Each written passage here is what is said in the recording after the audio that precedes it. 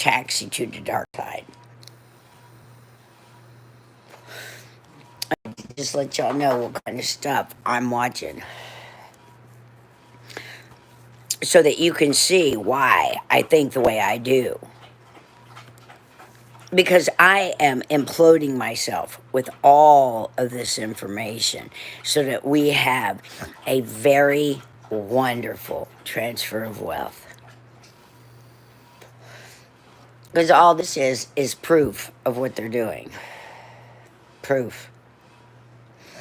All right. Hang on, y'all. I don't know what I can do over here. Facebook.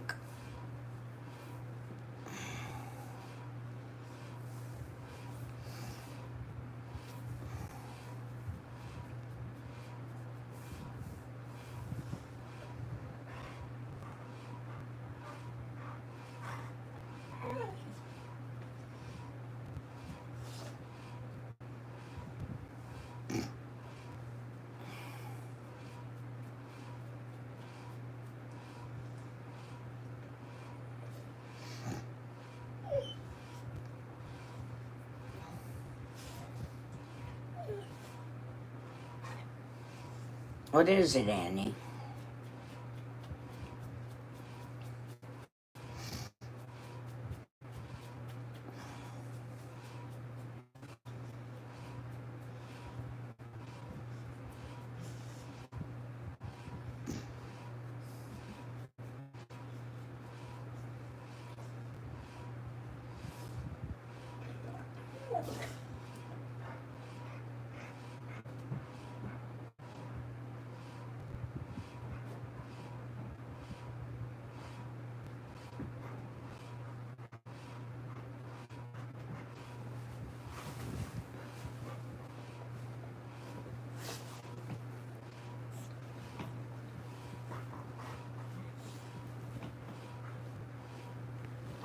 All right.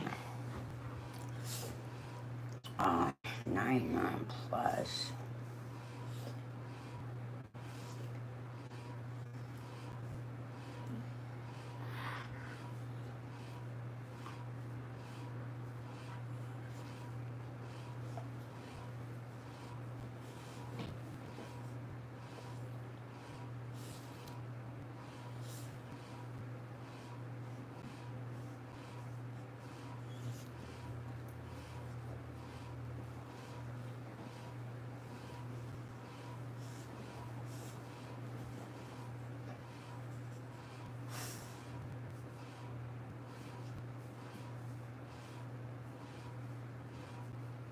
Wow, all of a sudden, all these people are sending me friend requests.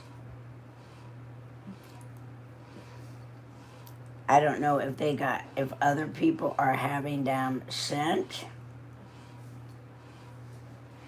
202. Why isn't there anything here? Why do I gotta push confirm on every single one of them?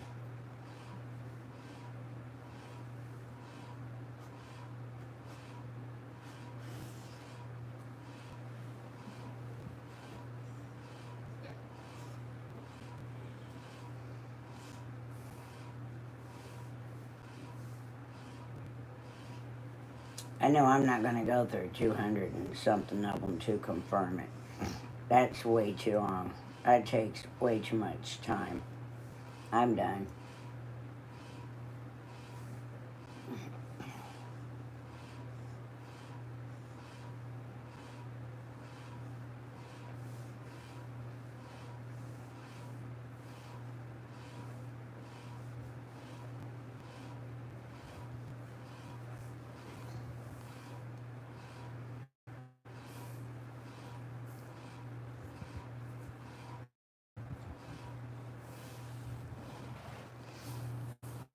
Alright. Hey, everybody. We're all back right now. I wanted to watch a show. I wanted to watch this show, so I'm gonna see how I can do this.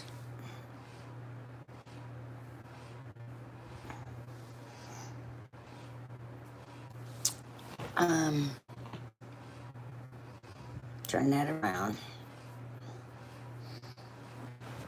Okay, I wonder if this will work right here.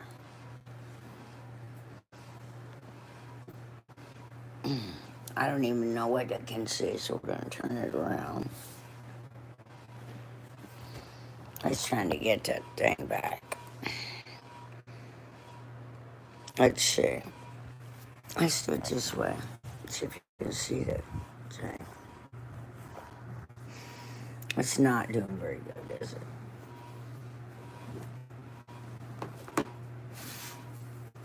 I could bring it down to here. I ain't helping at all.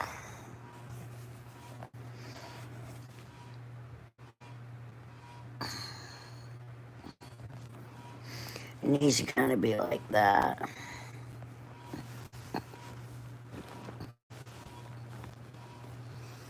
Is that gonna be okay? It's not reconnecting. Come on. What's the matter? Well, that didn't work. I knew that was gonna happen. Well, y'all are just gonna have to listen to it, I suppose. We're gonna end that live and find out why it's not connecting. I'm gonna try it again. Done.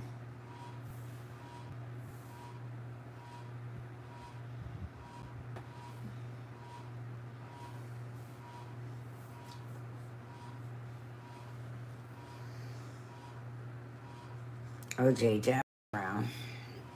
And then see if y'all can see this. Right there.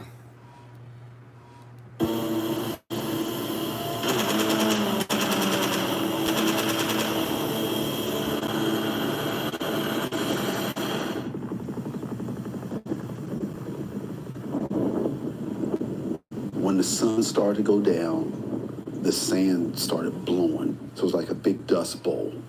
And I'm thinking, boy, is it going to be like this every night? I remember walking in there for the first time, and the smell is the first thing that hit you. Being from D.C., if you've ever been to the National Zoo, when you walk into the elephant house there, that's the best way to describe it. There was a few of us that lived in the prison, and I was one of them. They built it up to be a big, scary place to the prisoners.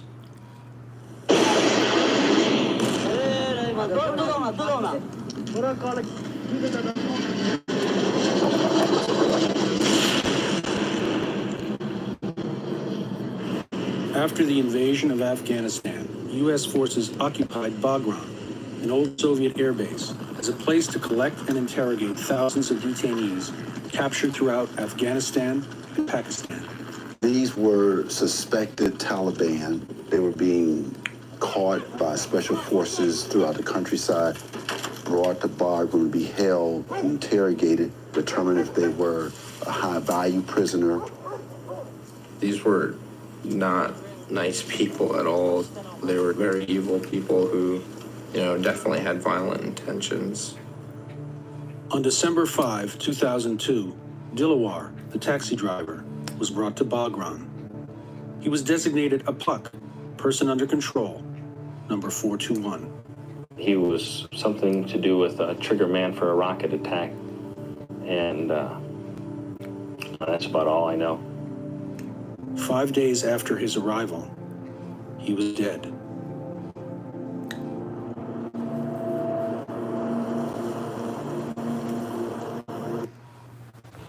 I'm gonna go try and move the for the Wi-Fi.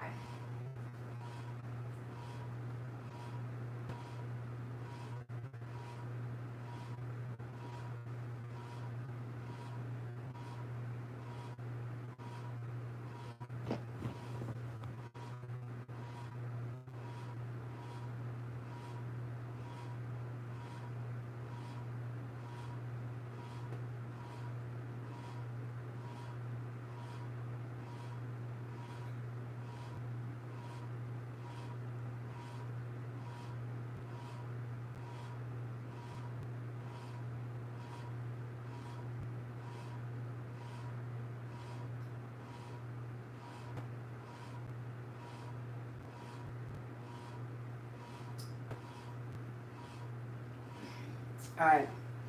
Now I'm hoping that the Facebook won't keep going offline.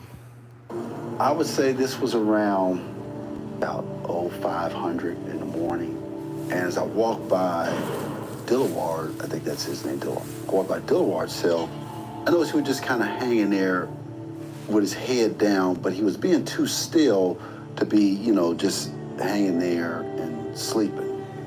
Sergeant Curtis opened up the door, and we went in, and he was unresponsive, and we started CPR. I was downstairs in general population. Then I heard a call come in asking for a chemic to come upstairs. He was a medic, and we carried him downstairs on a stretcher, and chemic was still on top of him while we were carrying him down, still trying to get him back going. All the way down the stairs, got him to the front door, and they kept working on him and kept working on him until the doctor got there and pronounced him dead. GR could just torture. I didn't know whether it was an injury that was aggravated by something or whether he was just sick coming in. They were very frail people, and I was surprised that it They're had very taken that frail. long for one of them to die in our custody. It was definitely a sense of concern because he was the second one. Just a week before Dilawar's death, another detainee at Bagram had died. You wonder, is it something we did or did somebody kill him or something? But Yeah, I just didn't know. when their According to the country medical invaded. examiner, the first detainee to die, Habibullah, had a pre-existing pulmonary condition. But it was the beatings he sustained at Bagram that led to the cause of his death, a blood clot that traveled to his lungs. When the second one died a week later, that's when it was like, oh crap, something's gonna happen now. It's two prisoners dying within a week of each other. That's bad. A preliminary investigation into Dilawar's death revealed deep bruises all over his body, but did not conclude that his treatment at Bagram was to blame. The next day, they said, just draw out how he was shackled up here, and I made that little, crude drawing. The ceiling of these isolation rooms was just a simple metal grate, and it was thick enough you could put handcuffs, through the wires of that, and you just kind of chain them up like that, out to the sides like this. Wow.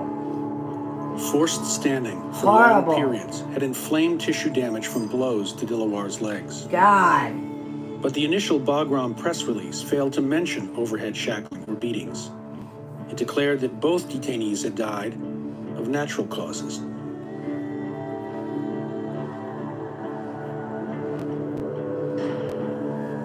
My opinion is that the military wanted to get this over and get this done quickly before it really got noticed.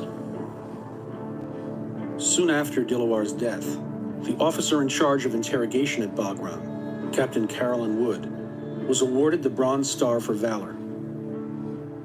Following the Iraq invasion, Wood and her intelligence unit were given a new assignment: Abu Ghraib.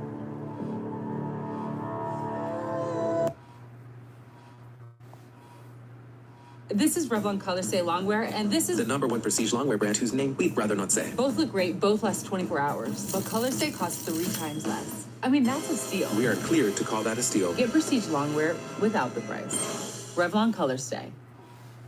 Never pay more for flooring with Lumber Liquidators 30-day best price guarantee. Find a lower price? We'll beat it. See us advertise a lower price? We'll refund the difference. Get pre-finished espresso Brazilian oak flooring just $279 a square foot. Ends July 15th. LumberLiquidators.com. Just an ordinary day. And I heard you say, I heard you say, and I heard you say, but I heard you say.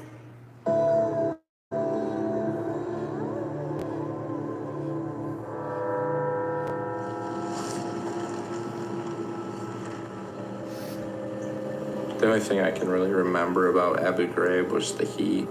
It was like 148 degrees or so there, and it was all concrete. 148. Abu Ghraib also had the infamous torture chambers and stuff left from Saddam's era. I remember walking through those and seeing like fingernail marks on the walls and blood stains and guillotines and stuff like that. It was a pretty surreal feeling.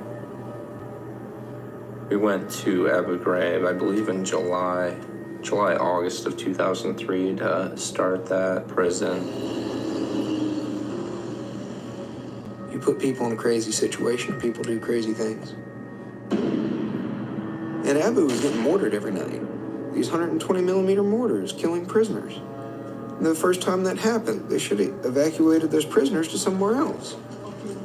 The prisoners weren't safe. People were being told to rough up Iraqis that wouldn't cooperate. We were also told they're nothing but dogs. Then all of a sudden, you start looking at these people as less than human, and you start doing things to them you would never dream of. And that's where it got scary. Wow. Wow. Oh my gosh. It was only the night shift. There's always a few bad apples. It's been a body blow for all of us. This is clearly an isolated incident. The conduct of a very, very small number of our leaders and soldiers. In the wake of media attention surrounding Abu Ghraib, the military began a series of investigations. The people who engaged in abuses will be brought to justice. The world will see how a free system, a democratic system, functions and operates transparently with no cover-ups. The Secretary and others have said, well, we've conducted 12 investigations, each and all of which were geared to looking downward, down toward Lindy, England and Grenier, and not looking up. The soldiers in the photos are military police, or MPs, whose job it was to guard and protect the prisoners. In their statements, the MPs claimed that military intelligence, or MI, ordered them to weaken, humiliate, and break the prisoners for interrogation purposes. Obviously, what they were doing in those pictures was not sanctioned by the interrogation rules of engagement, and they weren't interrogators. So yes, I did think that they were bad apples. However, I also think that they were taking cues from intel. Just reading reports, it was happening in Afghanistan. I mean, humiliation, trying to break people came from somewhere. MPs didn't think of it. MPs were not ever trained in such things. We should have never been breaking anybody. I can tell you we set the same policy at Abu we set at Bagram. Same exact rules. Same thing was going on. And they wonder why it happened. In her sworn testimony about Abu Ghraib, Captain Woods said she felt pressure to produce intelligence. So she brought unauthorized techniques, dogs, nudity, sleep deprivation, and stress positions, to Abu Ghraib from Afghanistan. Wood maintained that the Bagram model had tacit approval from superiors, but U.S. Central Command had never responded to her requests for authorization. So the mystery remained. Was Abu Ghraib the work of a few bad apples, or evidence of a new worldwide system of detention and interrogation? I'm pretty sure that interrogators were telling the guards, strip this guy naked, chain him up to the bed in an uncomfortable position, do whatever you can. And then, they just decided to take it one step further and have some fun with and take pictures.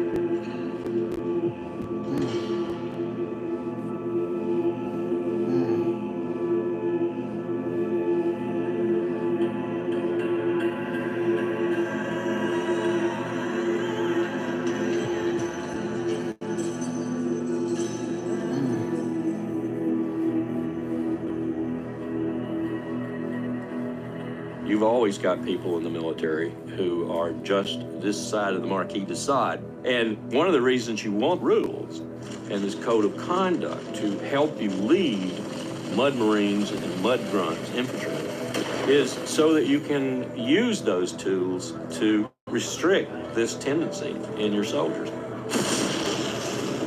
When you have your friends dying on your left and right, you can sometimes go beyond the pale. So a lieutenant, a captain down where the rubber meets the road needs these tools. And he needs to be able to punish people who cross the line.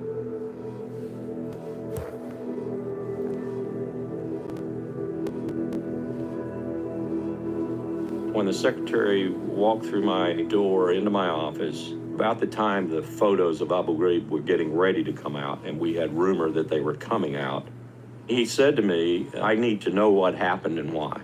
And so then I began to build both an open source and an inside the government, classified and unclassified, document file. And I began to see legal arguments as to why the president could pretty much do anything he wanted to in the name of security. And the Secretary of Defense and others beneath him were actually looking for the twin pressures that they put on people. That is to say, the pressure to produce intelligence and the fact that they were saying gloves are off. Created the environment in the field that we later saw reflected in the photographs from Abu Ghraib, and in my view, far more serious fashion than the photographs we saw. 98 deaths of people in detention, which I understand now from my Army colleagues is up to some 25 of which have been declared officially by the Army as homicides. People say, well, these photographs from Abu Ghraib, they weren't real torture. I look back at those people and I say, murder's torture. Murder's the ultimate torture. In the case of Dilawar, he was subjected to certainly cruel and unusual punishment, and ultimately he was subjected to torture because he died.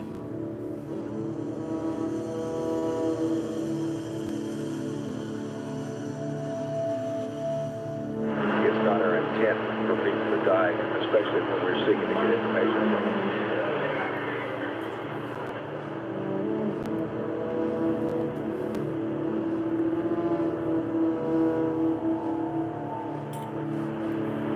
Did the treatment they received in those rooms cause the death of these two men? Of course, we're not chaining people to the ceiling. I think you asked me that question before. First, we're not chaining people to the ceiling. That's what he says. But they were. Carlotta Gall is a New York Times journalist based in Kabul. Unsatisfied with the military's explanation of the two deaths at Bagram, she set out to investigate.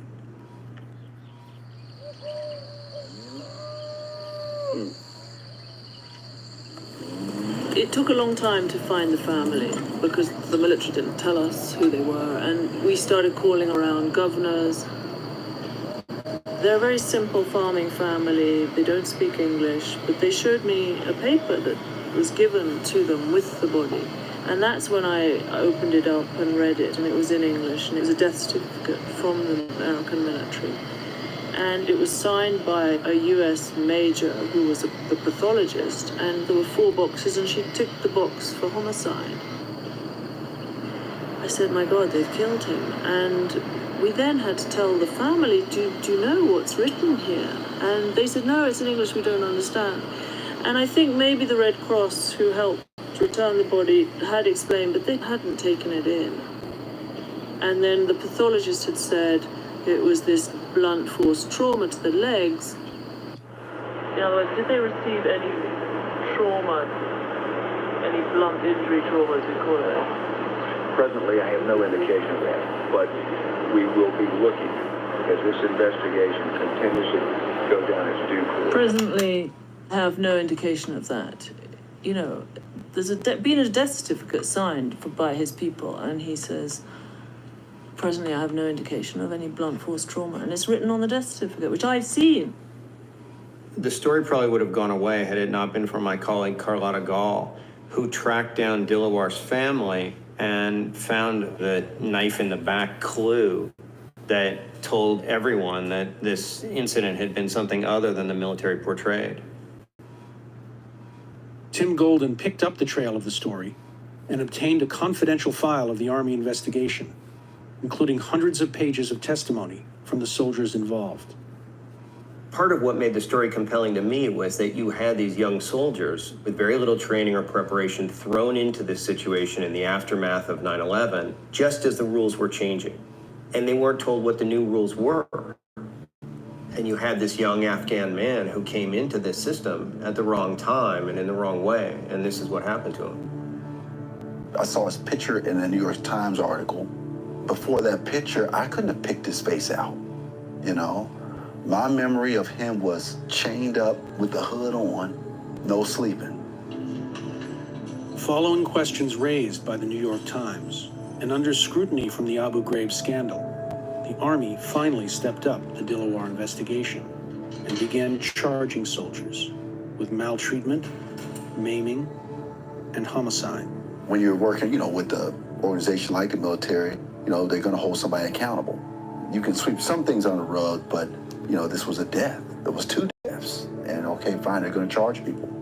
It seemed like the military now, after they got a black eye from Abu Ghraib, wanted to get a public opinion that they were policing their soldiers. And so they said, we had this incident that happened a couple of years ago, we could still prosecute some of them. I had nothing to do with the military for 2 years, and all of a sudden I'm getting a call saying that I'm being court-martialed. I mean, that was a huge surprise for me. From the defense perspective, I immediately said this is a political show trial. Willie Brandt is a good soldier. Good soldiers tend to obey orders. Good soldiers tend to be people who do what they're trained to do. The interrogators on the ground, for the most part, didn't know what the rules were. They'd never been interrogators before.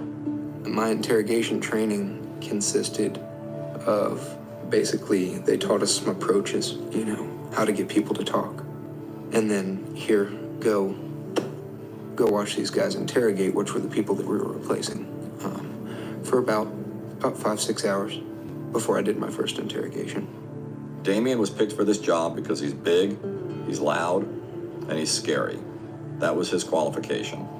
Soldiers are dying, get the information. That's all you're told, get the information. Soldiers said that when prisoners like Dilawar came into Bagram, they were immediately assaulted. They blasted music at him. Often they had dogs barking at him. And they would use some of the most menacing interrogators to create this sense of threat. One of those was Damien Corsetti. With the screening, you're trying to instill what's called shock of capture. When the person first comes in, that's when they're most apt to give you information because they're just like, holy crap, what's going on. It's not just a disorientation procedure, it's actually a terrorizing procedure. It's designed to terrify you into spilling the beans, as it were. Being spat at, being sworn at, having the dogs barking around, cameras flashing in your face. Keep in mind, in their culture, that dog's more shocking to them than it is to us. Kind of like a woman telling them what to do. It's a cultural thing. So you get more bang for your buck over there with the dog. And then to be reshackled completely naked and to do what they call the body search, the cavity search. And then to be questioned naked, shivering. After they read their rules and everything, they're taken to their cell to where they're going to be put in sleep deprivation for 24 hours. That's standard for everybody. Then from there, MI directives if they can go to general population or if they have to stay in isolation, or if they are going to stay in isolation, if they're going to be allowed to sleep, and if they can, then when. To weaken the defenses of detainees, interrogators ordered military police to find ways of keeping the prisoners awake. You're in that room not saying anything. Oh, well, maybe he knows a little bit more. Let's let him, lose a little bit more sleep, which is the idea of keeping like this so you won't sleep. You'll stand. Because as soon as you start to let your body go, all that pressure on your wrists and your arms, you're going to feel that with those cuffs on. The only time the MPs would ever help us do anything would be to keep them on a sleep schedule. They're guaranteed so much sleep. Is that sleep consistent? Is it uninterrupted? It's 15 minutes here, 15 minutes there, who knows? That's how it was proposed to us. The MLB All-Star Game. Yeah, they really did some bad things. But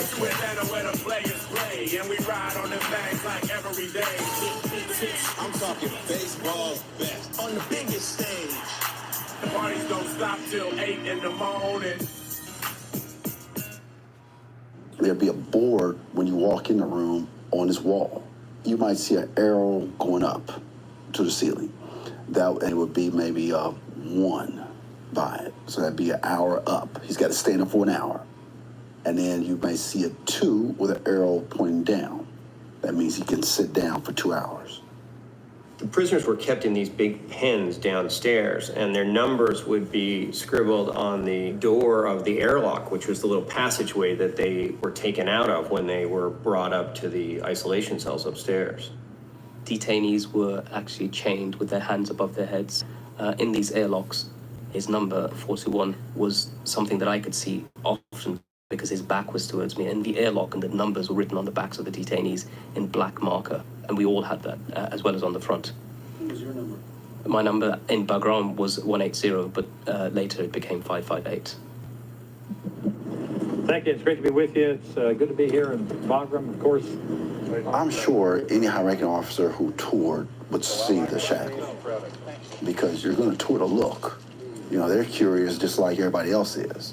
There were always officers coming and going through the facility. We kind of joked about it as being the greatest show on earth. Everyone wanted to come and look at the terrace. Mr. Rumsfeld's office called our office frequently. Very high commanders would want to be kept up to date on a daily basis on certain prisoners there. The brass knew. They saw them shackled, they saw them hooded, and they said, "Right on, y'all are doing a great job." When the Red Cross toured Bagram, the sleep deprivation chart was erased and the prisoners were unshackled. Traditional military procedure did not allow you to shackle somebody to a fixed object, certainly not chaining their arms overhead. Initially, they were handcuffing people into the airlock of the cells for punishment, and that was to be strictly limited, 15 minutes, half an hour, but it quickly evolved. And when you walked in there, they just had a pair of long handcuffs dangling from the wire mesh ceiling of the cell, ready for whoever came in.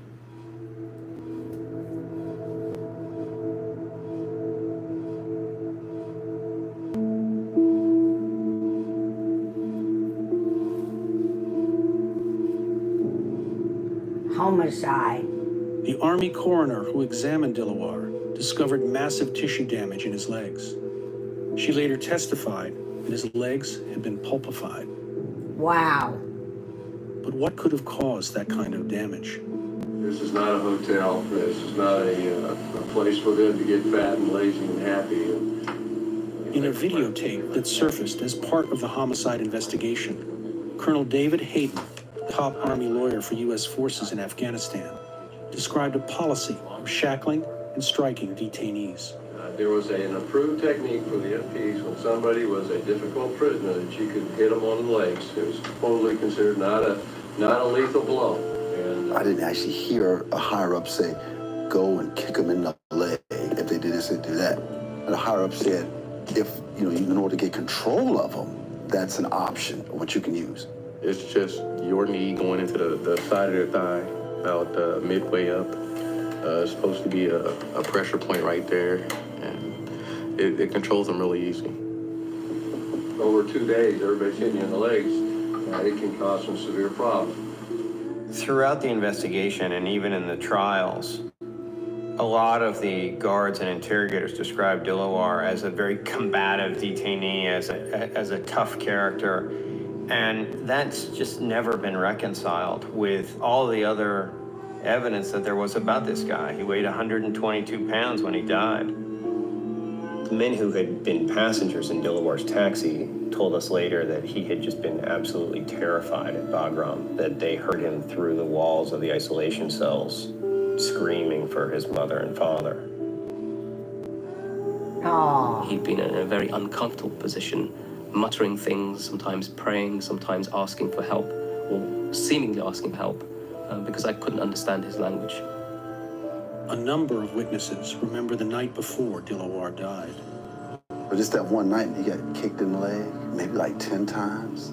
Some of the soldiers said they started using the knee strikes essentially to shut him up because he was yelling and screaming. The damage that was done from multiple strikes, and a lot of that could have been avoided had you known the person before you had fought with them and used that exact technique. When they eventually came to take him to an isolation cell, I believe his body had become almost limp. One of the reasons why they began punching him was that they felt that he was putting it on. He was in the airlock, standing there with a hood over his head. He had his hands tied above his head, and he was moaning. He just started to fight right there in the airlock. And the airlock has a front gate and a back gate, but both the sides are concertina wire. Neither of us officers wanted to get into the concertina wire. So we pulled him out of the airlock and put him on the floor and put him into restraints. What kind of force did you have to use in order to subdue him? Physical force. He was struck. There's like 4 MPs on this guy, and one of the MPs just kept giving him kidney shots. The other 2, they slammed him to the ground, and then the 4th one like jumped on his back. He got a big gash on his nose. There was no reason to hit him. Let's remember, he's shackled. Even when the control wasn't an issue, it became, well, I'm just going to do this to get mine in. And that's probably why they got in trouble. Because you really couldn't justify kicking the guy that much if he was just chained up. Dilawar was taken to an isolation cell where the knee strikes continued. In her statement at trial, the Army coroner said his lower limbs looked like they had been run over by a bus. Had he lived, it would have been necessary to amputate his legs. Then it kind of raised the question of like, this is what we did to him. It's not just like, this is what I did to him and this is what Kamek did to him or Morton or anybody. It's just, this is what we've done. It's almost hard to fathom now. You had soldiers like Willie Brandt, who seems like this very gentle, kind of soft-spoken guy, but who testified that he struck Dilawar so many times in the leg that his knee got tired and he had to switch to the other one. Sometimes I feel that I should have gone with my own morality more than what was common. One MP testified that the strikes became an amusement, inflicted on Dilawar just to hear him scream Allah. Some would say, well, hey, you should have stopped this, you should have stopped that. When you saw he was injured or saw he was being kicked on the easy, why didn't you do something? That'd be a good question. And my answer would be, well, it was us against them. I was over there. I didn't want to appear to be going against my fellow soldiers. Which, is that wrong? Yes. You could sit here and say that was dead wrong. Go over there and say that. No one ever investigated who set the rules at Bagram. Investigators never asked Captain Wood what senior officers had given orders to treat detainees in ways that were forbidden according to the Army Field Manual. MP Captain Beering was the only officer prosecuted in the case. His dereliction of duty charge was dismissed when the judge determined that no one had made clear what Captain Beering's duty was. In spite of repeated requests for proper training and rules of engagement for his soldiers, his superiors gave him neither. We were all worried about not having that written guidelines, but they kept reassuring us that it was coming. We knew exactly why we weren't getting clear guidance, just in case something like this happened. If I had to do it again, I'd probably say no. I'd be like, I'm not doing anything until I see something in writing. Yeah, well, you didn't do it that way, did you? You think you were misled? I think we all were. Wow. So you think you were given permission to physically assault people, and you did it.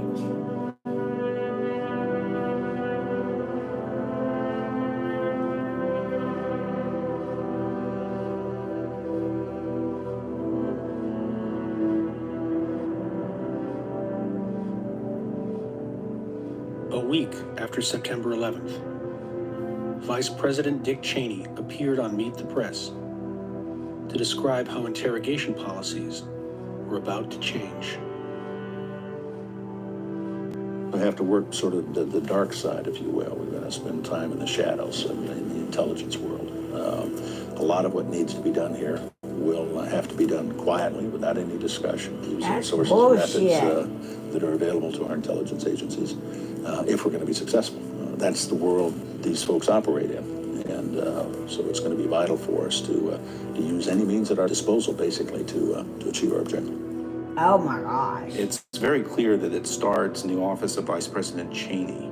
He had a very strong view that we were not as aggressive in dealing with people in interrogations as we could or should be, taking the gloves off, being rough with detainees. If Dick Cheney was the primary architect of a new policy, John Yoo was the chief draftsman. He wrote guiding opinions which argued for a flexible approach to treating suspected terrorists. The United States used to treat terrorism as a criminal justice problem. The September 11th attacks showed that the struggle with Al-Qaeda had moved into warfare. And I think when a foreign entity for political purposes can kill 3,000 Americans, cause billions of dollars of damage, and try to eliminate the leaders of the American government. We know what that sounds really like murder to happened. most people. It doesn't sound like crime. President Bush declared a war on terror, but he raised questions about whether suspected terrorists should be protected by the laws of war, the Geneva Conventions. Atrocities that shocked the conscience of the world gave rise to the modern Geneva Conventions, international treaties meant to provide fundamental protections for every human being captured in wartime. In effect, for over 50 years, Geneva offered legal protections and prohibited interrogators from using torture, murder, or even humiliating and degrading treatment. After 9/11, John Yoo worked closely with Dick Cheney's office and Alberto Gonzales, the counsel to the president. They wrote a series of memos arguing that the Geneva Conventions did not apply to suspected terrorists. And they gave legal cover for the CIA and special forces to embark on a secret program of previously forbidden interrogation techniques. Wow. More than 3,000 suspected terrorists have been arrested in many countries. Many others have met a different fate. Let's put it this way. They're no longer a problem to the United States and our friends and allies. That's wrong. Yes, they The problem are. for the president, Gonzales warned, was that some of the new interrogation techniques were banned under U.S. and international law. One of the points that he makes is that we don't want the Geneva Conventions to apply because if they do, these things can be war crimes. What's well known is the principle of command responsibility. This was established in the Nuremberg trials after World War II, and it established the principle of international criminal law that individuals who order illegal treatment will be held accountable for the illegal treatment, even if they're not immediately applying the kind of abusive treatment. To be certain that Americans interrogating prisoners would not be accused of torture, John Yoo co-authored a memo that would clarify the meaning of the term. The only prohibited acts would be extreme acts which are equivalent to serious physical injury, such as organ failure, impairment of bodily functions, or even death. That's an illegal memo. That's the so-called torture memo. That was an arguable interpretation of the law. I'm sure we had discussions about it, and ultimately it was accepted because that was the ultimate decision and position of the Office of Legal Counsel. The Office of Legal Counsel memorandum was unbounded, meaning it nowhere did it state that the application of cruel and inhuman and degrading treatment was prohibited. And at one point I asked John Yoo, can the president authorize torture? And his response was, yes. I think the lawyer's job is to tell people what laws do or do not apply so that they know what space they have to make the policy decision. If the president deems that he's got to torture somebody, including by crushing the testicles of the person's child, there is no law that can stop. Crushing the testicles of the person's child? The president thinks he needs to do that. Military lawyers were outraged by the implications of John Yoo's memo. My first involvement in this came when I was visited by a group of very senior JAG officers more than a year before the first story about the Abu Ghraib broke, who were very troubled about what was going on. And the focus of their concern was failing in the responsibilities that the military leadership had to soldiers in the field. That was a responsibility to provide fair, clear guidance to them as to how to behave in these difficult circumstances. And what they saw was an intentional decision taken at the height of the Pentagon to put out a fog of ambiguity, coupled with great pressure to bring results, to be prepared to be violent with the detainees. But, you know, this violence with the detainees is a criminal act. Right. They may be Al-Qaeda, they may be Taliban, they may be the worst people in the world, and I'm sure that some of them are. But there are certain basic rules and international agreements that the United States has agreed to that we will observe. You go ahead and please respond. Very quickly, let me clarify. The President's policy. As a matter of policy, the United States Armed Forces shall continue to treat detainees humanely and to the extent appropriate and consistent with military necessity in a manner consistent with the principles of Geneva. That is a legalistic statement and one that is ridden with loopholes. And it's clear to me, the interrogators did not understand that, quote, humane treatment might be in the eye of the beholder. In the field in Afghanistan, there was a great deal of confusion about exactly what the rules were. They told us when dealing with the PUCs, as they call them, the persons under U.S. custody, they don't fall under Geneva Conventions. Basically, the only thing that we weren't allowed to do is beat them up. Person under control, person under custody, something like that. You know, they call them anything to dehumanize them so that you don't look at them as people. I don't remember hearing anything about Geneva Convention. Of course, I'm familiar with it, but they didn't go over that, you know, in any kind of detail. I didn't know what the field manual for interrogation. I didn't know the proper nomenclature for it. I'd seen it. There was a copy of it lying around, I'm sure, somewhere. And if I had chosen to, I could have picked it up and read it. But I was working 16-hour days. To sit down and read a field manual was not top of my priorities over there. It is a mean, nasty, dangerous, dirty business out there, and we have to operate in that arena. I'm convinced we can do it successfully, but we need to make certain that we have not tied the hands, if you will, of our intelligence communities in terms of accomplishing their mission. These terrorists play by a whole set of different rules. It's going to force us, in your word, to get mean, dirty, and nasty in order to take them on. Right. Wednesday, the Women's Euro Group Stage rolls on. As France takes on Wales.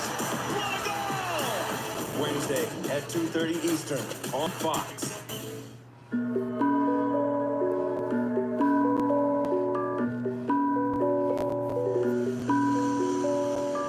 Guided by a legal opinion from John Yoo, the Bush administration began shipping some high-value detainees to the U.S. Naval Base in Guantanamo Bay, Cuba.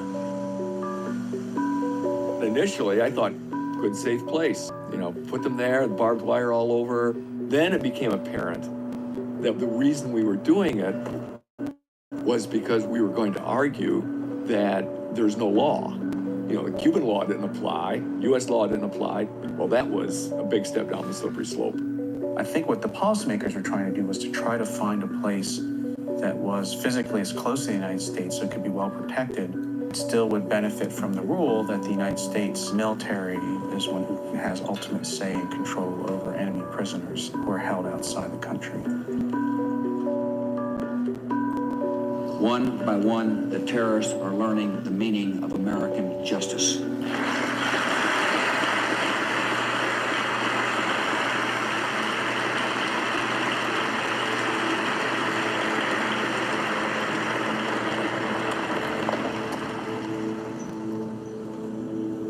In December 2001, a man named Mohammed al-Qahtani was swept up in Afghanistan and sent to Guantanamo.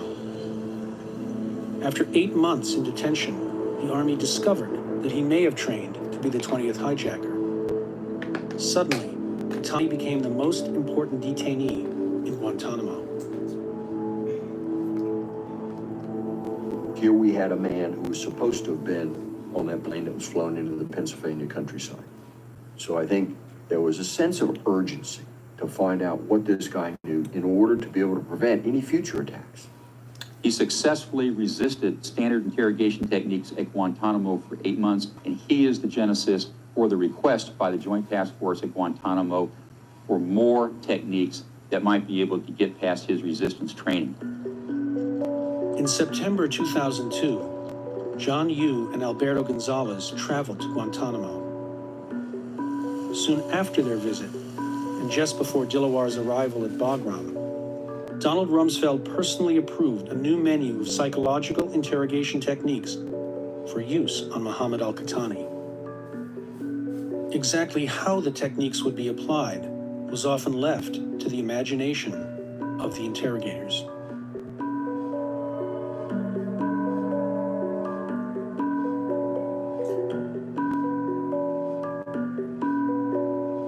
His interrogations are well documented in a log, and from November 2002 until early January 2003, he was subjected to this regime. It involved very severe sleep deprivation. He was only permitted to sleep 4 hours a day from 7 o'clock in the morning till 11 o'clock in the morning, and that lasted for 50 days with one exception. He was held in severe isolation and sensory deprivation.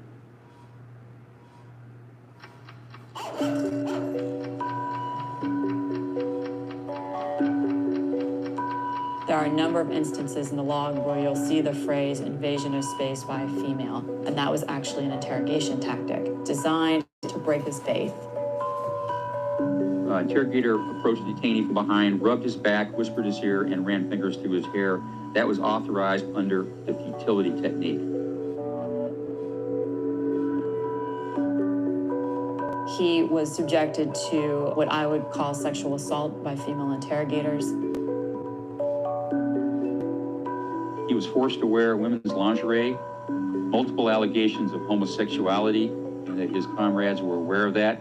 He was forced to dance with a male interrogator, subject to strict searches for control measures, not for security, and he was forced to perform dog tricks. All this to lower his personal sense of worth.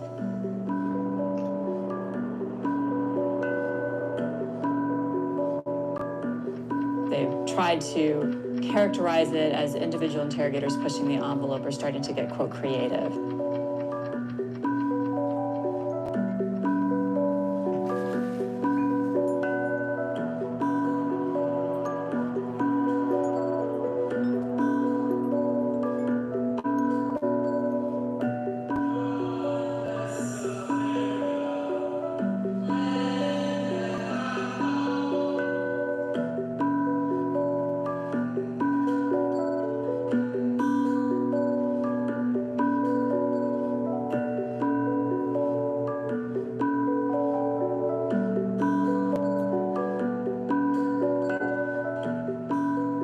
Combination of his lack of food intake and forcible hydration led him at one point to actually his heart slow down to 35 beats a minute, and he was rushed to the hospital to be revived.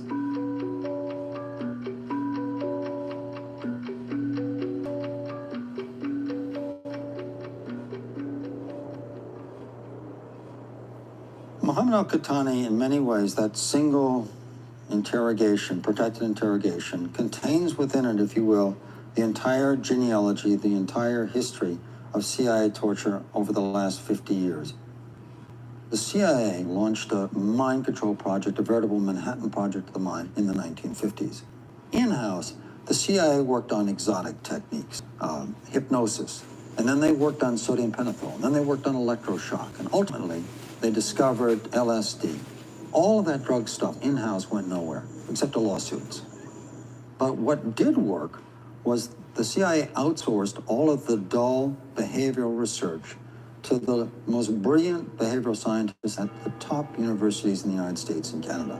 At McGill, experiments by famed psychologist Donald O. Hebb caught the eye of CIA researchers. Dr. Hebb found that he could induce a state akin to acute psychosis in 48 hours. All he did was he had student volunteers sit in a very pleasant air-conditioned cubicle with goggles, gloves, and earmuffs. Actually, you know, they look just like the Guantanamo detainees. If you see that, those outfits that the Guantanamo detainees have, where they have the gloves and the goggles and the earmuffs, you know, everybody thinks, oh, that's security. No, no, no, that's sensory breakdown. Within a day, there would be hallucinations. Within 2 days, breakdown. I began to think while we were doing our experiments that it's possible that something that involves physical discomfort or even pain might be more tolerable than simply the deprivation conditions that we studied. The CIA was fascinated by this. They jumped on it immediately. I had no idea what a potentially vicious weapon this could be. They identified 2 key techniques. They identified sensory disorientation, and they identified self-pain standing. For days at a time while fluids flowed to the legs, and they put them together in the QBARC Counterintelligence Interrogation Manual. And they propagated around the world and through the U.S. intelligence community. Think about what al-Qahtani was subjected to, okay? First of all, he's in dark, he's in light, he's in cold, he's in heat. What they're doing is they're attacking his universal sensory receptors. They're also scrambling his time. So that's phase 1. In Guantanamo, under the regime of General Miller, he turned Guantanamo into a veritable behavioral scientific laboratory, and Donald Rumsfeld gave orders for techniques beyond the field manual. And they percolated in an ambiguous way that allowed people to kind of, you know, do what they thought needed to be done. And they explored Arab male sensitivity to gender and sexual identity. So that's the thing about being homosexual, the underwear on the head, all that sort of stuff. People saying Arabs really are very sensitive to sexual humiliation. Well, who the hell isn't sensitive to sexual humiliation, you know? Nobody wants to be stripped down naked and forced to masturbate with a hood over your head. It's ridiculous. Then they created behavioral science consultation teams where they had military psychologists integrated into the ongoing interrogation to discover individual fears and phobias. And all of that was visited on al-Qahtani. You are aware of communications between General Miller and Secretary Rumsfeld, specifically about this one prisoner? To our knowledge, there was a considerable amount of communication up and down the chain. As you know from General Schmidt's report, he concluded that these techniques individually did not constitute torture. But he said that the sum of these techniques, The cumulative effect of simultaneous applications of numerous authorized techniques had abusive and degrading impact on the detainee. and he recommended that General Miller be disciplined. But he said it did not constitute torture. We made a distinction between what torture and inhumane treatment would be given the general guidelines, and then what might be abusive and degrading. Something might be degrading, but not necessarily torture. And it may not be inhumane. It may be humiliating, but it may not be torture. No torture, no physical pain, injury. There was a safe, secure environment the entire time. And that, of course, is the genius of the CIA psychological paradigm. Psychological torture is all a matter of definitions, and it's very slippery indeed. That sounds remarkably similar to what occurred at Abu Ghraib. People being led around in chains, people being forced to wear lingerie. Perhaps a coincidence, perhaps not. If you look at those Abu Ghraib photographs, again, it's always the same techniques.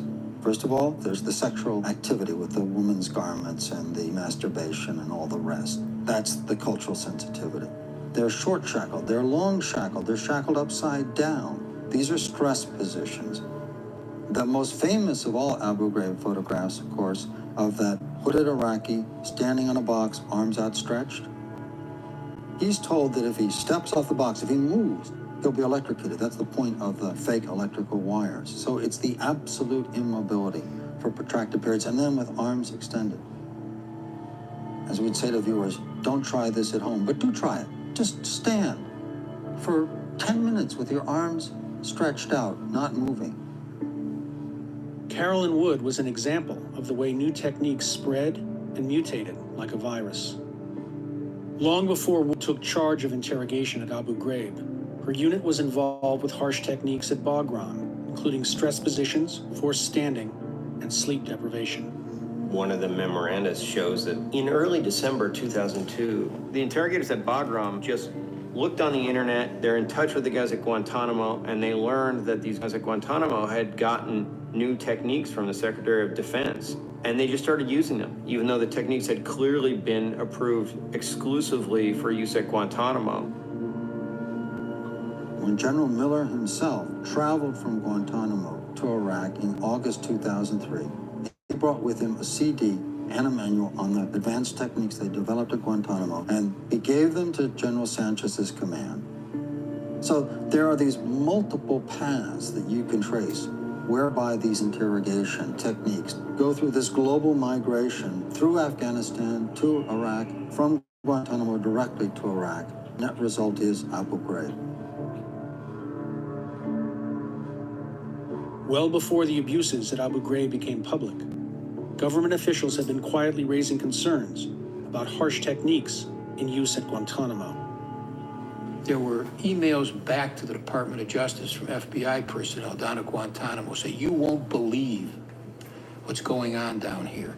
We've got to disassociate ourselves as FBI people from what is going on here in Guantanamo. This email says the DOD has their marching orders from the Secretary of Defense. Marching orders from the Secretary of Defense to engage in practices which the FBI finds to be deeply offensive and dangerous. But the emails are what are called redacted, which means that there's big holes in these emails. Now, some of these emails are totally redacted, so we don't know what they say at all. That's an example of a lot of the documents that we got here. You know, you can't see anything on these documents, one after another, where there's nothing.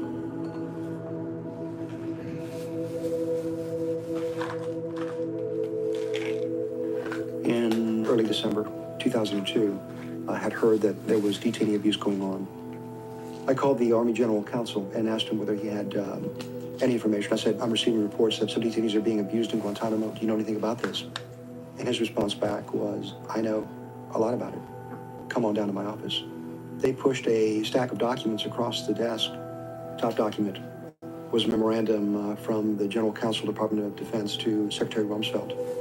And it was that cover memo that requested the authorization for the application of certain interrogation techniques, and the top memo gave Secretary Rumsfeld's approval for the application of some of those techniques. It's the memo with Secretary Rumsfeld's handwritten notations on the bottom saying that he stands 8 to 10 hours a day. How come these detainees are only required to stand up to 4 hours a day? Wow. I was astounded, but my first reaction was that this was a mistake. Somebody just didn't read the documents carefully enough. I think people in the Pentagon thought of Alberto Mora as a loyal Republican political appointee. He would never have been considered a rabble-rouser or a liberal. He said he expected that he would raise these issues and people in positions of authority would say, oh, thanks for letting us know, and that would be the end of it. I wanted to ask you about a memo that was written by Alberto Mora. Do you recall in this memo that you wrote a little notation at the bottom about standing more than 4 hours because you stand at your desk? I do. This attorney argued that that could be interpreted by some as a wink and a nod that it would be okay to go beyond the techniques that were prescribed in the memo. There's no wink and a nod about anything. There was one provision in there that they would have people stand for several hours, and it was a semi-humorous remark that a person in his 70s stands all day long. I just mused that, and maybe it shouldn't have gone out, but it did, and I wrote it, and life goes on. But his point was that you should have gotten much better advice from your legal staff. I heard your question the first time. What was of concern to me was the techniques, either individual or in combination, could rise to the level of torture. Okay, you're permitting certain interrogation techniques, but certainly there must be some limit which is set upon the severity of the techniques.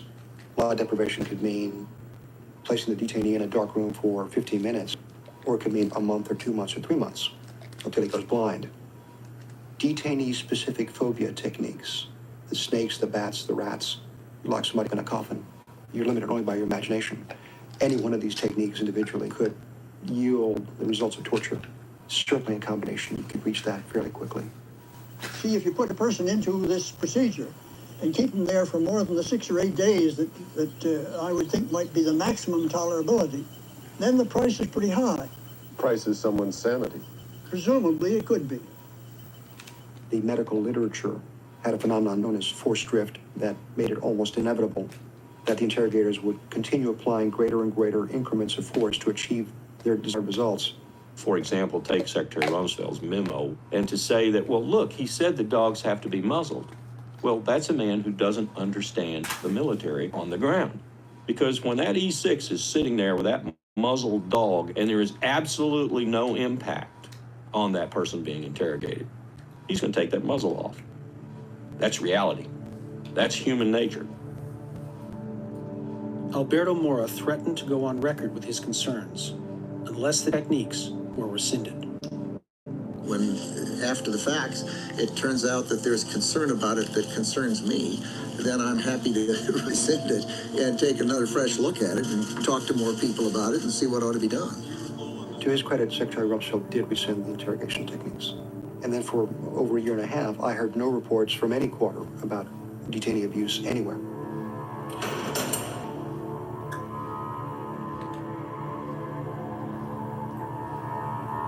When Abu Ghraib hit, my first thought was, had I been circumvented? Had there been authorizations for the abuse of prisoners that I had not learned about? Had the orders really been rescinded? According to interrogators, the use of shackling, dogs, stress positions, and sensory assault continued to be widespread. Tony Lagaranas was an interrogator who arrived in Iraq after the military became aware of the abuses at Abu Ghraib. Among the interrogation guidelines they gave us, it said that dogs are authorized to be used on detainees. Stress positions, sleep deprivation, all of those things that I did that I would consider harsh techniques or violating the Geneva Conventions, I was told to do. We were told to do that to these people by our superiors. The spine of the United States Armed Forces is the chain of command. What starts at the top of the chain of command drops like a rock down the chain of command. Oh, yeah. And that's why Lindy England knew what Donald Rumsfeld was thinking without actually talking to Donald Rumsfeld. In the wake of Abu Ghraib, journalists began to look harder at previous cases of abuse. I'm glad to they try to understand what had caused them those and pictures. who was responsible. People like Tim Golden at the New York Times got a hold of it and started looking at the case of Dilawar in particular, the taxi driver. It became at least plausible to me that this man wasn't even guilty of anything other than being there when the sweep occurred. And here was a guy who was murdered in detention.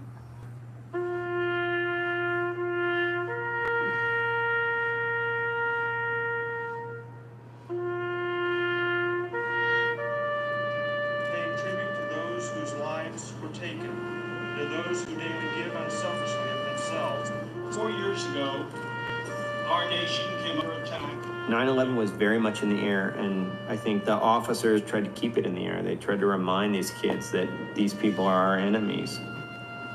But it's hard to see how these young soldiers could have been expected to figure out who their real enemies were among a bunch of militiamen and farmers in a society that was completely foreign to them.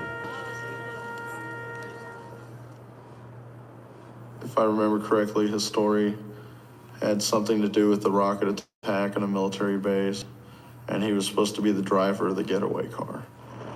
He had taken his new car, which he was obviously excited about, and driven to Khost, the provincial capital, where he went to look for taxi passengers. And he, in fact, found these 3 men in Khost at the marketplace who were headed back to Yaqoubi. You have to imagine that Dilawar was driving home from this provincial capital, which is about as far as his world stretched. He is stopped at Fire base Salerno by a group of Afghan militiamen. And the men apparently found an electric stabilizer in the trunk of the car, at least they claimed to. Camp Salerno had been rocketed from some distance earlier in the day, And the Afghan militiamen immediately arrested the 4 guys on suspicion of having had some involvement in that attack. He's taken to Bagram, this great distance away. You get a bunch of guys who are back at this detention site, and they're told we have evidence that they have been involved in a rocket attack on American forces. So I think that kind of tripped a wire in them. You're in this atmosphere, you're with nothing but military people, and you feel sort of morally isolated, and you lose your moral bearings. And you're frustrated because you're not getting intelligence from a prisoner that you believe is guilty and has intelligence to give you. And so, of course, you want to start pushing the limits. You want to see how far you can go. A lot of the pressure came from the fact that we had a few high-value detainees that gave a lot of good information. And when we started to lose those detainees due to going to Guantanamo Bay, that they expected this to come from everybody. We would interrogate some of these guys just to interrogate them. And it was ridiculous. I mean, you'd get some of these guys in and you're like, this is the wrong man. This is not who we're supposed to have. Especially being a screener, you could tell from the moment you got them in, you're like, I'm not supposed to have them. We had one prisoner came in who was mentally challenged, and Sergeant Loring kept saying that, you know, this is a cover. This is Al-Qaeda's cover. This is what they do. And I went in there and talked to him, and basically they had this guy in a diaper, and he ate his own feces, but Loring kept saying it was an act. They'd be like, hey, we want you to go yell at this guy. So I'd grab my box of Frosted Flakes that I was eating for breakfast that morning. I'd go into the room and I'd be like, all right, I have to yell at you today. So I'd be like, dihydrogenated salt substitute, and just start yelling at them. And they'd be like, they'd look at me all crazy, and I'd be like, yeah, that's your fault they put that in my cereal now. Or I'd yell at them if, you know, Elvis was really the king of rock, or if he was dead, or stuff like that. And I'd write that in my interrogation summaries, and I'd send that up to higher that that's what I did for that 2 hours. You really can't get a feel for a person until after you talk to him a couple times. So on the first 3 times I talked to him, it was just verifying his story, looking for loops, looking for holes. After the 3rd time I talked to him, and his story was still consistent, I kept telling him I thought he was innocent. And they wanted these people to be guilty because that would look better for their unit. They could say that we arrested 60 people this month and they were all terrorists. When was the last time you saw Osama bin Laden? When was the last time you saw Mullah Omar? Now, this was a standard question that was asked of every detainee. It's very hard to go into an interrogation with very little evidence, and we almost never had evidence on these guys, and elicit a confession. You can go in and get intelligence, but if you're asking this guy to completely incriminate himself, it's very difficult. So you have to start using harsher and harsher techniques in order to elicit that confession. I was yelled at for being too nice to him by Sergeant Loring, that I needed to put more pressure on him. Or as he liked to say, I need to take him out of his comfort zone. After a while, particularly in the 4th and 5th interrogations, as the sleep deprivation that he was being subjected to really started to knock him out, the interrogations got more intense. Sergeant Salcedo, who was an experienced interrogator, but a kind of a can-do soldier, had this man who refused to look at her because she was a woman. She said she got very frustrated by this and grabbed him by the sides of the face and sort of turned him to face her and look at her and take her seriously. But of course, he was an Afghan man from a tribal conservative culture who didn't look at strange women. Sergeant Salcedo was getting a little aggravated, so I kind of stepped in between them, and that's when I grabbed him by the shirt, and I brought him over to the wall. They tried to make him stand up against the wall, and he was sliding down. They pushed him back against the wall. He wasn't making any kind of sense. Most of it seemed to just be rambling. The interpreter was telling me that his wife came to visit him in a cell, which, of course, didn't happen. If you've ever seen anybody sleep-deprived, the past 2 days, they begin to just be bumbling idiots. 3 days, they're just worthless. I knew something was wrong. The next thing I heard was that he died. Not long after Dilawar was killed, we learned that the Afghan guerrilla commander whose men had arrested Dilawar and the others had in fact been detained by the Americans himself. And it turned out that he was rocketing their base and then picking up innocent Afghans and turning them over to the Americans, essentially to try to ingratiate himself with the U.S. forces. Who was The 3 passengers were sent to Guantanamo, and they didn't get out until March of 2004, which was 15 months after they had been captured riding in the taxi. It's hard to know what reason the Americans would have had to send these guys on when they had quite clearly concluded that Dilawar, at least, was an innocent man when he was killed. It certainly makes you wonder about whether they just sent these guys on to cover their butts.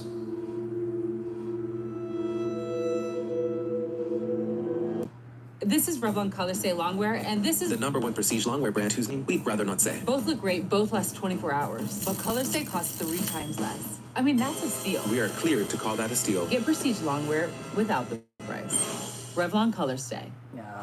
Whether I'm cutting a route, setting blocks, or fucking tape. Amazing eyewear always makes an impact. The Kittles Collection, exclusively from Zenni.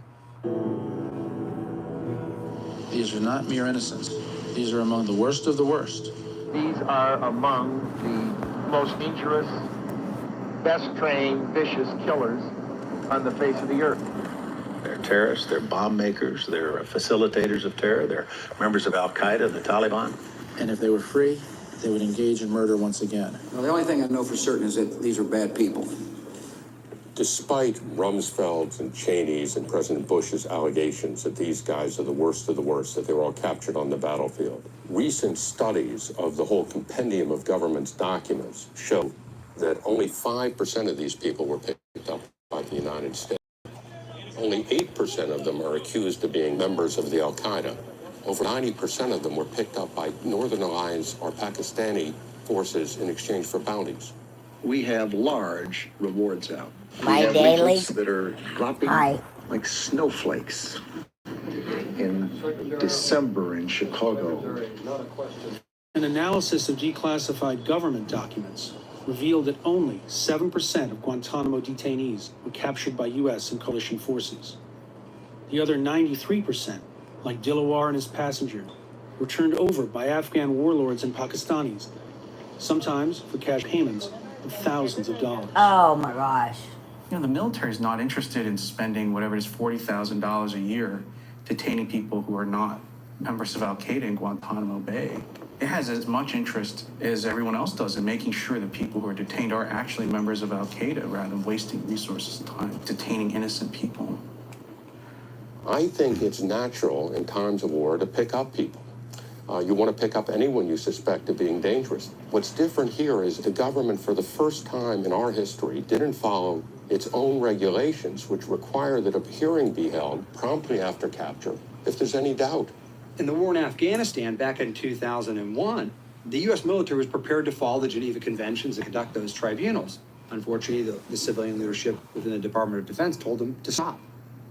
Once somebody in Afghanistan might have said, okay, this person's a high-value target, for whatever reason, whether it was based on some other Afghani who hated that person and wanted him out so he could take over his opium crop, then that began the road to Gitmo, and there was no way for that person to challenge it, and there still hasn't been. Mozam Beg, a British subject suspected of ties to Al-Qaeda operatives, was picked up by local intelligence agents in Pakistan. I was in my house in Islamabad at the time when I was abducted. A hood was placed over my head. My hands and legs were shackled and I was physically carried into the back of the vehicle. I didn't see my family again after that point. I was sent to Kandahar and then to Bagram. And when I was put onto the transport plane to Guantanamo, I had already been covered almost from head to toe in some sort of a covering. Face mask, earmuffs, blackened goggles, and then, just in case I could see anything, a hood to cover it with. Being seated on the aircraft was excruciatingly painful. They'd already used now the 3-piece suit, and that is the shackle that goes around the waist and is padlocked to the back. It was impossible to move, impossible to breathe properly, impossible to hear anything. And so I managed to scream and pleaded with one of the guards to give me a needle to put me to sleep.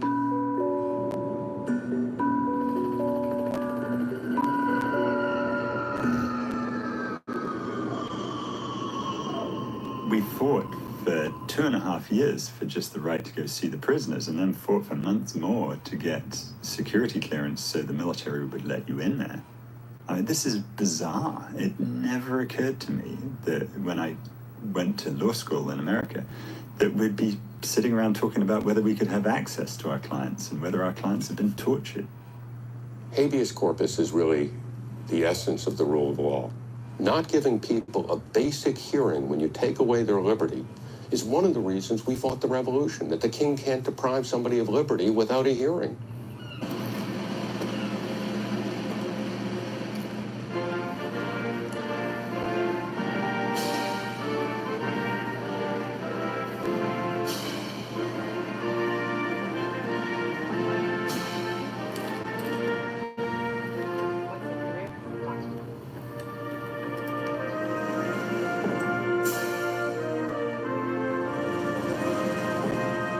That's what we're spending all our time on, instead of feeding the hungry babies.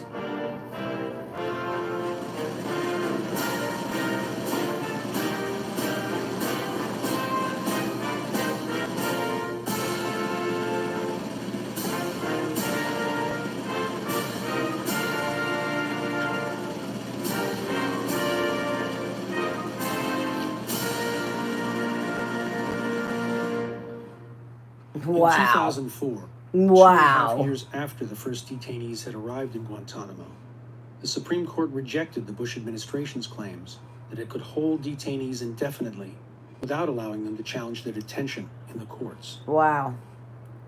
After the decision, the military installed special new tribunals to judge whether detainees should remain in Guantanamo.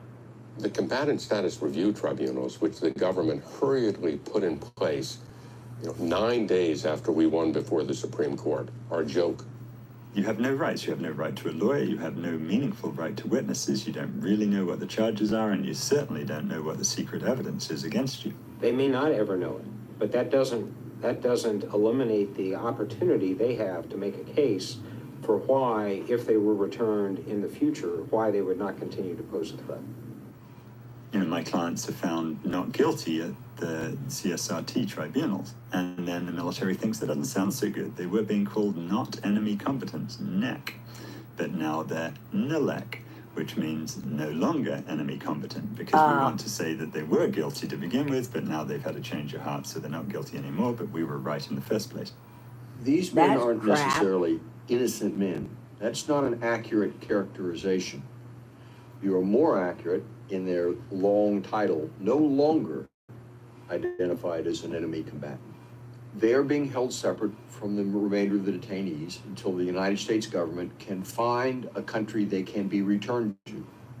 Some of these guys were policed off the battlefield, and if they weren't here, they would probably be on the battlefield killing American soldiers.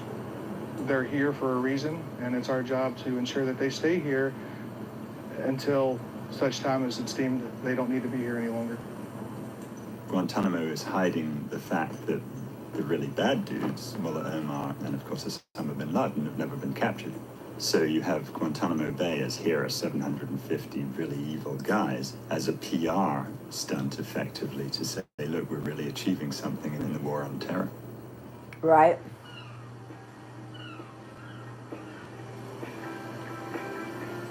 We invaded their country, then we captured them because they were fighting back.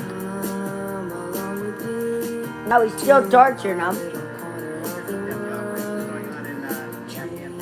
And that is the main entrance to Camp X-Ray. It would be extremely difficult for anybody to make an escape out of here. Each one is 8 by 8 by 8, one individual per cell. If you remember the individual in orange jumpsuits, there's like 3 or 4 kneeling facing that way, 3 or 4 kneeling facing that way. If you take a shot from right here, you'll have the same image. And no detainee has ever died at Gitmo from anything. And I think the docs will give you an update. We've performed well over 100 surgeries. So one good thing for them being here is they are quite healthy and they're getting everything fixed they need to get fixed. Oh my gosh. They're sitting in there with absolutely nothing to do. We've introduced some new sports type activities here in Camp 4. We've recently built this half basketball court, and off to the left of that you will see a soccer court. It is a privilege to live in Camp 4. They are compliant with the camp rules in order to live here. We have introduced things like cake on Wednesday nights, Pepsi on Monday nights, ice cream on Sunday nights. Let's go in and take a look at the bay. She's all grinning about how well she thinks she's treating these comfort items, which kidnapped people. Toothbrush, but also include a game of checkers. And I did ask them, who's my client meant to play checkers with? He's in solitary confinement by himself. What's the problem with the press photographing them, talking to them, observing them? The desire to not provide a platform, to have the men we're holding espouse a vile Islamic rhetoric, a violent, vile Islamic rhetoric.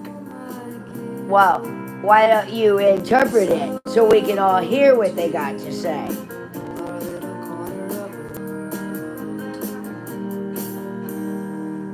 This is a tactic of Al-Qaeda, hunger strike to elicit media attention and to bring pressure on the United States government. When these numbers went up significantly, you guys start talking about it. You guys start asking about it. So they understand that. Camp 5 is a 100-bed maximum security segregation interrogation facility. If they're held in Camp 5, an average day is always the same, which is you're held 24 hours in solitary confinement. Here in this cell, it was 8 foot by 6 foot, and I couldn't physically take 3 steps in any direction. Wow. I certainly believed that I was going to spend the greater part of my life and perhaps even face execution, which was what I was told quite often. Oh my What's gosh. particularly pernicious in Guantanamo Bay is there is no sense of when it's going to end or if it's going to end. And the reason that prisoners go on a hunger strike, for example, and may starve themselves to death is, in the words of Omar DeGuys, I'm dying slowly here in Guantanamo as it is, so I may as well take my life into my own hands. You're right. I have no intention of holding somebody here any longer than he is a threat to our country or that he has intelligence or information that could be valuable to us in the global war on terror. We continue to collect information of value from the men we're holding today. We're getting ready to fix this shit, y'all. One of the reasons why I was held in isolation was to do with this issue of witnessing these deaths in Bagram. And they asked me which soldiers had been involved and were around at the time, so they brought in photographs of the people from the unit. And I have pointed out who I believed was involved. They asked me one of the strangest things, requests I've ever had during the time I was in incarceration, and that was, would I be willing to stand up as a witness for the prosecution in a trial against these soldiers? And I thought, how ironic this is, you know. Is this the only court that I'm going to get to see after all these years in incarceration? Wow, right? The cruel ironies of the Dilawar story echoed an ongoing debate in the halls of Congress about detainee abuse, national security, and the rule of law. For one senator, John McCain, a former prisoner of war, the matter of detainee abuse was both political and personal. I would just like to tell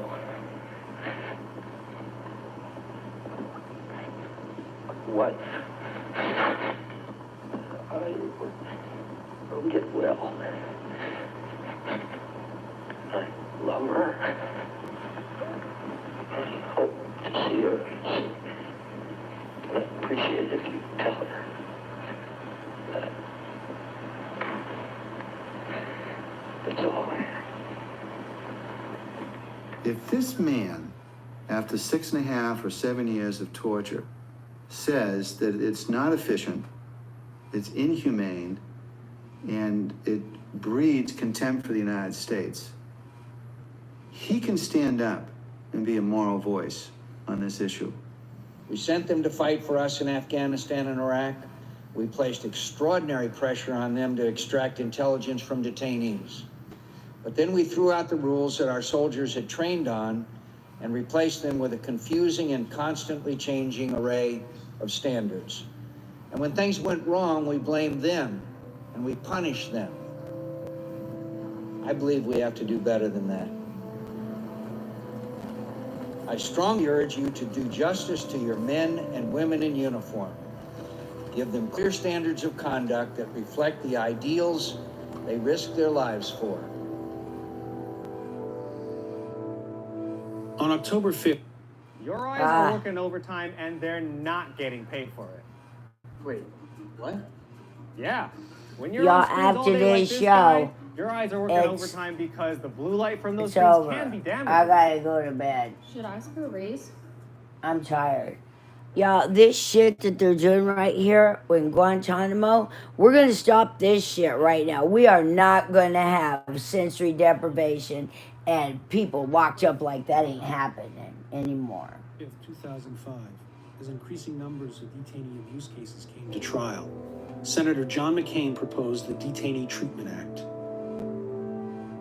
The bill sought a total U.S. ban on torture, as well as cruel, inhuman, and degrading treatment.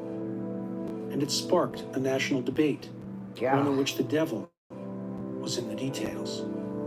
Is it still permissible to use a wet towel and dripping water to induce the misperception of suffocation?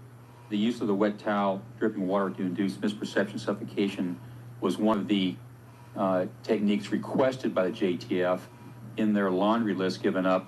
It was never approved. It has never been a technique approved.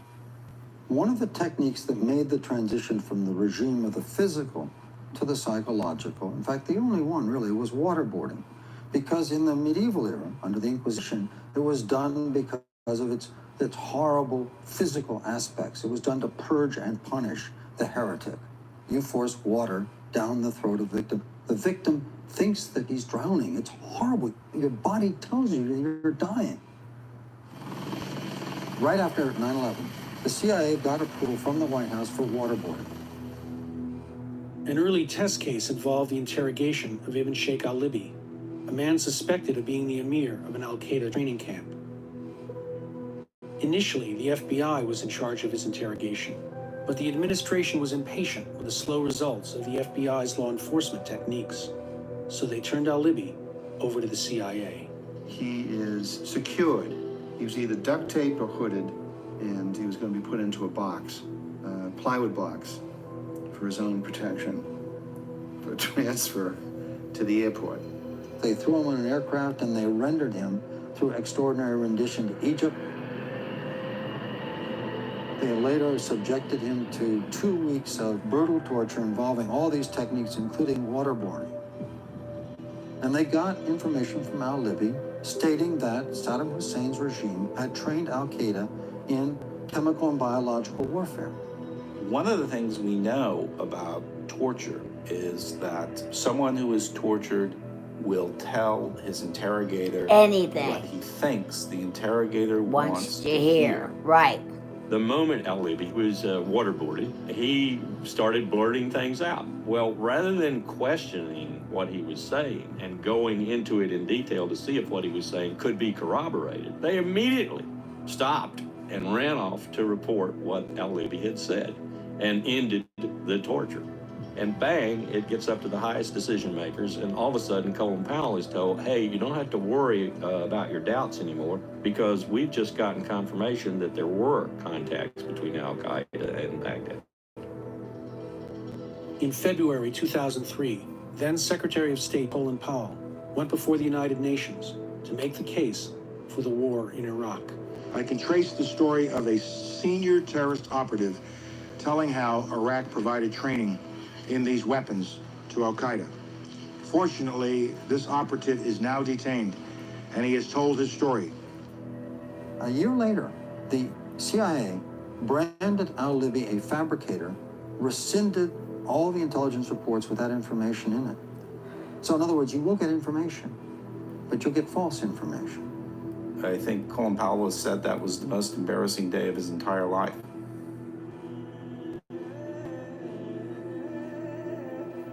all the experts say that torturing people is not the best way to get information. Breaking down the barriers between you and them, gaining their confidence, is the best way to get it. It takes some experience, it takes some talent, it takes some patience. And then they might actually tell you something that is worthwhile. And then if you want to prosecute them and execute them, go ahead. You want to be able to build a rapport with somebody. You are their salvation. Because their life, as they know it, is over. Something I can do for your kids? You concerned about them? You want them educated? I'll get them educated. What do you want? Tell me what you want. Yeah, lie to them. Script for me your exit strategy. How do you extricate yourself from this terrible situation, by the way, that you put yourself in? Now, you can't go back home, can you? No, so let's make peace with that. Let me help you find this strategy to give you a life. And that's the way it worked. The amount of information that they were able to provide us pre-9/11, to me, it was extremely valuable. Who else was going to tell us about how you joined Al-Qaeda? What did Bayat mean? How did they communicate? Did they use Inmarsat satellite phones? Did bin Laden use a body double? So when we got all that information, we were able to do certain operations. Cumbersome though it may be, it still, to me, was the way to do it. And we don't have to apologize to anybody. We don't know what revenge is coming down the road. And if I wanted to incite the faithful, I could just take one picture with a dog collar on and just point to that and look at the young brothers and say, you're duty bound now to get revenge.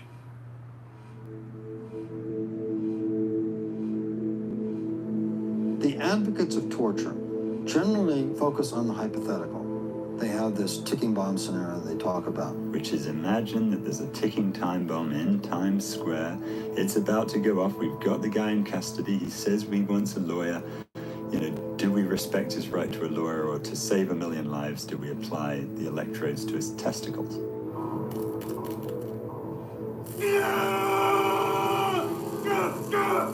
24, week after week, has on-camera displays of brutal torture. Just tell me what's your connection to terrorists. Designed to stop some terrorist with a ticking bomb from killing hundreds of thousands, if not millions of Americans. You're talking about torturing this man? I'm talking about doing what is necessary to stop this warhead from being used against us. It's just nonsense, though, because then you ask, hey, name me one time in the last 500 years when we've had someone in custody with a ticking time bomb. The likelihood of that ever happening is so remote.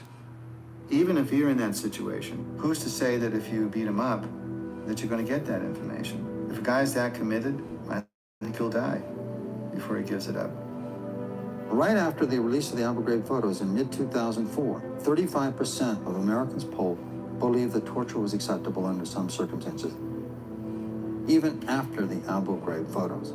And I think that shows the way that this kind of popular culture has built a constituency for torture, which allows the Bush White House to get away with the way it twists laws and treaties and doesn't spark popular outrage. Right? On a conservative radio show, Vice President Dick Cheney openly defended the practice of waterboarding. Would you agree a dunk in water is a no-brainer if it can save lives? Well, it's a no-brainer for me, but for a while there I was criticized as being the vice president for torture. We do not condone torture. We do not torture. Footnote, as we define torture, which means exactly what we wish it to mean and nothing else. In the elections of 2006, the Bush administration openly campaigned for harsh techniques the rest of the world defined as torture. Bush and Cheney played on the fears of voters and politicians. If Congress didn't give them the power to do whatever was necessary, how could Americans be safe? In addition to the terrorists held at Guantanamo, a small number of suspected terrorist leaders and operatives captured during the war have been held and questioned outside the United States in a separate program operated by the Central Intelligence Agency. Some ask, why are you acknowledging this program now?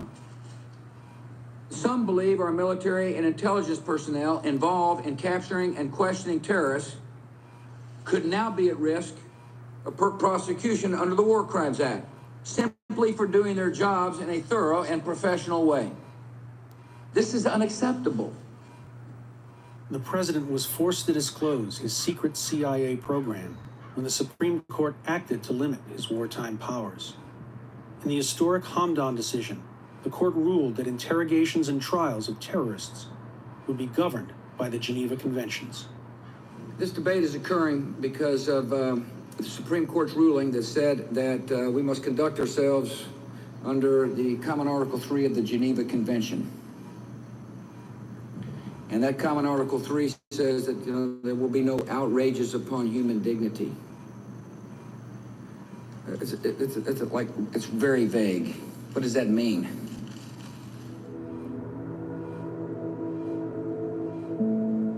Do you believe that the use of testimony, which is obtained through techniques such as waterboarding, stress positions, intimidating use of military dogs, sleep deprivation, sensory deprivation, forced nudity, would be consistent with Common Article 3? Well, sir, I think most importantly, I can't imagine that such testimony would be reliable.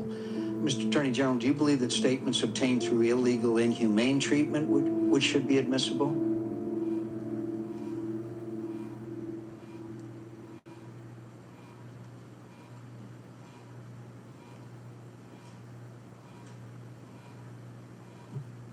Senator, well, again, I'll say this. The concern that I would have about such a prohibition is, what does it mean? How you define it? And who would define it? The Bush administration introduced a new law that would elude the restrictions of the Supreme Court. In a legal sense, I think they wanted to discard the Constitution and they wanted to write a new one. But you can't do that, so what you do is you throw a new interpretation on the old one. And the new interpretation is the executive in wartime, and perhaps this war is going to last forever, is all powerful. Congress gave the president most of what he wanted. He would agree to abide by the Geneva Conventions, so long as he could define their meaning and application. Wow. A few detainees at Guantanamo might be put on trial, but the rest would no longer have access to habeas corpus, the fundamental legal right to challenge their detention. Planning a run for president, even Senator McCain voted for the bill, soon after the Bush administration threatened to discredit him with conservative voters. Buried deep inside this legislation is a provision that will pardon President Bush and all the members of his administration of any possible crimes connected with the torture and mistreatment of detainees, dated all the way back to September 11, 2001. Wow. At least President Nixon had Gerald Ford to do his dirty work. President Bush is trying to pardon himself. The pardon did not extend to frontline soldiers. The trial was a very confusing time for me because I've never been to trial before. I didn't know what was really going on. I kind of just understood that, I was facing a lot of time in jail. That's the only thing I really understood about the whole thing. Well, I was sent to jail, went to a military correctional facility. I've lost my full-time job. I have a bad conduct discharge, which has hindered me in getting a new job in the same field.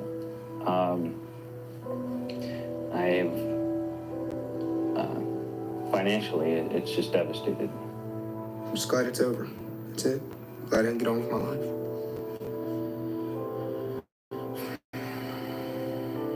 I had to plead guilty to assault and 2 counts of dereliction of duty. In exchange, they'd say that I could go to jail for no more than 4 months. Rather than spend the money that was being spent for that trial, I think it could have been better spent in working on Army doctrine to make sure that other people go into battle properly equipped, properly led, and with a full understanding as to what their new roles and responsibilities are. when a detainee is abused or a detainee claims abuse, they want somebody to take the fall for it. And it's not going to be the person with eagles or stars on their shoulder. No officer was ever convicted in the Dilawar case. Wow. Following her service at Abu Ghraib, Captain Carolyn Wood was given a staff position at the Army Interrogation School in Fort Huachuca, Arizona. What does that reflect in terms of senior leadership's intentions? Not to eradicate the abuse, but to perpetuate the abuse. I think the probabilities exist that there will be other terrorist attacks, that more Americans will die. And the argument that we have to apply abuse to detainees in order to protect American lives, I find to be violative of our deepest values and to the very safety of our country. We fight not only to protect lives, we fight to protect our principles. If you say over the course of Afghanistan, Gitmo, and Iraq, we've detained 50,000 people, I'd say less than 1% were terrorists. Wow. 80,000, and none have been brought to trial? Insurgents, probably. Were almost all of them in Iraq in particular going to become insurgents after their treatment? Yes. I was kidnapped, abducted, falsely imprisoned, tortured, and threatened with further torture without charge, without trial. Even many soldiers had said to me afterwards, was it hell, if you weren't a terrorist when you came in here, by the time you leave, I'm sure you would be because of the way you've been treated. I think there's a certain level of prejudice that this religion and the people who have hijacked it have such a disregard for life that we turn around and say if they think so very little of life, and clearly 9/11 exemplified that, screw them. Anything goes. We know the truth about 9/11. 9/11 was not done by them.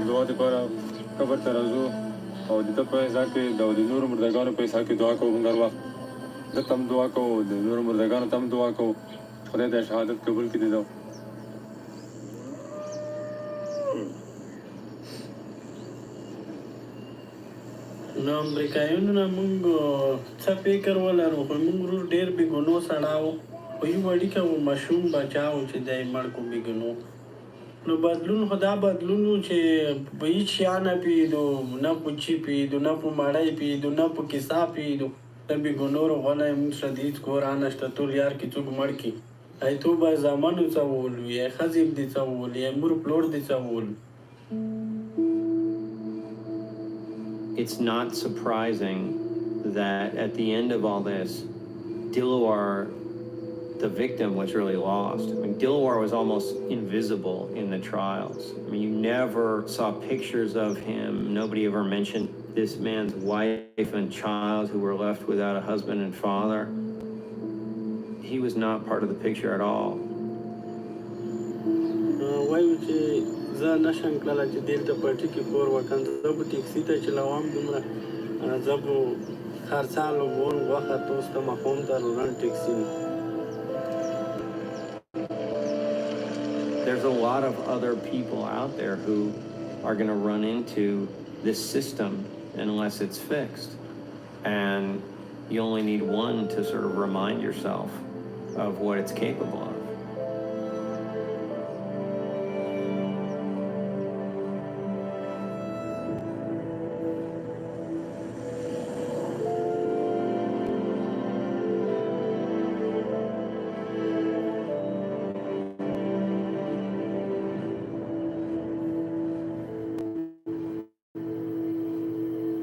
American values are premised upon the notion of human dignity and the sanctity of the individual. To allow for cruelty to be applied as a matter of official policy is to say that our forefathers were wrong about these inalienable rights. Americans obviously want to believe that we're somehow more moral than the rest of the world, but for some reason we have a real strong desire to feel that way, and I think that's eroding, and I don't really know what effect that's going to have on us. And I think a lot of people have just decided, well, you know, it's different now. After 9/11, we can't be good anymore. We have to get tough, and so we'll have to see what that does to us. What do you think?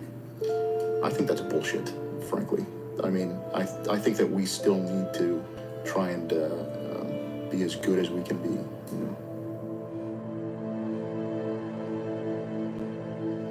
Wow. Y'all, we did do that. We invaded Iraq.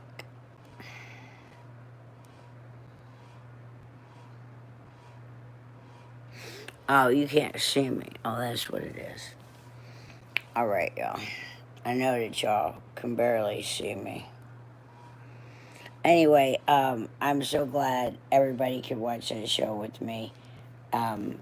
And understand that we do not have to do that anymore. Oops, I accidentally turned them off. Sorry about that, y'all. Anyway, we don't have to do that anymore. If you choose me to be the president treasurer of all nonprofits, we will have control of trillions and trillions of dollars. And then we will use the Declaration of Independence and tell this government we take back our consent. So please keep following me. Please keep following.